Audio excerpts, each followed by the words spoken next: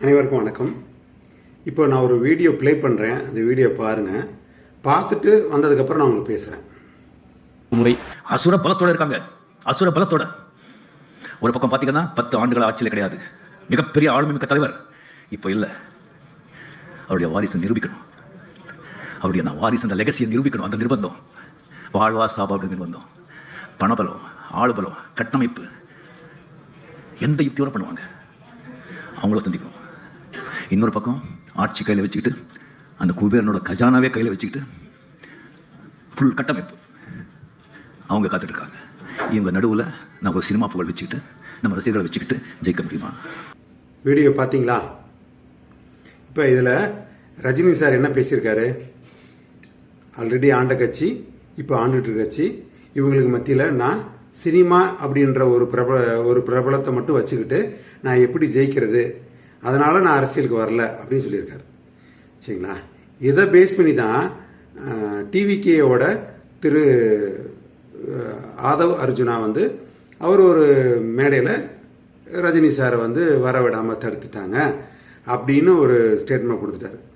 But அவர் பேசுகிறது சரியா தப்பா அப்படின்னு அவர் பாதையில் இல்லை அரசியல் பாதையிலேருந்து பார்க்கறத விட ஒரு சாமானியனாக இருந்து இந்த பக்கம் இருந்து பார்க்கும்போது அவர் சொன்னதில் பெரிய ஒன்றும் தப்பு இல்லை. ஏன்னா அவரும் எனக்கு தெரிஞ்சு 96 ரஜினி சார் அரசியலுக்கு வரேன்னு கடைசியாக 2017 கூட நான் கட்சி ஆரம்பிக்க போகிறேன்னு சொன்னார். 2018 ஆரம்பிக்க போகிறேன்னு சொன்னார்.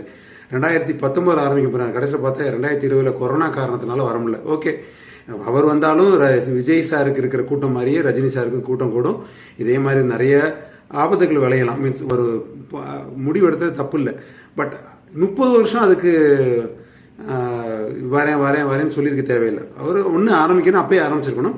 இல்லை அப்படின்னு அதுக்கப்புறம் அந்த பேச்சை விட்டுருந்துருக்கணும். இதோ அவரோட நிலைப்பாடு இது. இந்த பக்கம் இருந்து இன்றைக்கி அவர் பேசிட்டார். யார்? ஆதவ அர்ஜுனா பேசிட்டார். ஒரு பெரிய தப்பான ஒரு விஷயம் இல்லை. ஏன்னா இதை விட அதிகமாக நிறைய அரசியல் தலைவர்களும் நிறைய பேசியிருக்காங்க. அன்றைக்கெலாம் ரஜினி சார் எதுக்குமே வாய் திறந்து பேசலை. இன்றைக்கி ஓகே, இன்றைக்கி இதுக்கு வாய் திறந்து பேசிட்டார். நான் தப்பு சொல்ல வரல. பட் இதுக்கு இவ்வளோ பெருசாக காலம் பதில் சொல்லும், காலம் பதில் சொல்லாது எப்படி என்னென்னமோ ஒரு ஸ்டேட்மெண்ட் கொடுத்துருக்காரு. அது எனக்கு தெரியல, இது சரியாக தப்பாக, நான் பேசுகிறது சரியாக தப்பான்னு தெரியல. இதை கேள்வி உங்களுக்கு முன்னாடி வைக்கிறேன். இந்த கேள்விக்கு உங்களுக்கு இந்த கேள்வி இருந்தால் என்னோட கமெண்ட் பாக்ஸில் சொல்லுங்கள். இல்லை இதுக்கு ஆன்சர் இருந்தால் என் மேலே கோவப்பட்டு ஆன்சர் பண்ணாதீங்க. நான் ஒரு கேள்வியாக தான் கேட்டிருக்கேன். உங்களோட ஆன்சர் இருந்தால் ஆன்சராக கொடுங்க. இல்லை உங்களுக்கு இந்த மாதிரி கேள்வியாக இருந்தால் எனக்கு கமெண்ட் பாக்ஸில் எனக்கு இப்படி ஒரு கேள்வி இருக்குது அப்படின்னு நீங்கள் சொல்லுங்கள். நன்றி.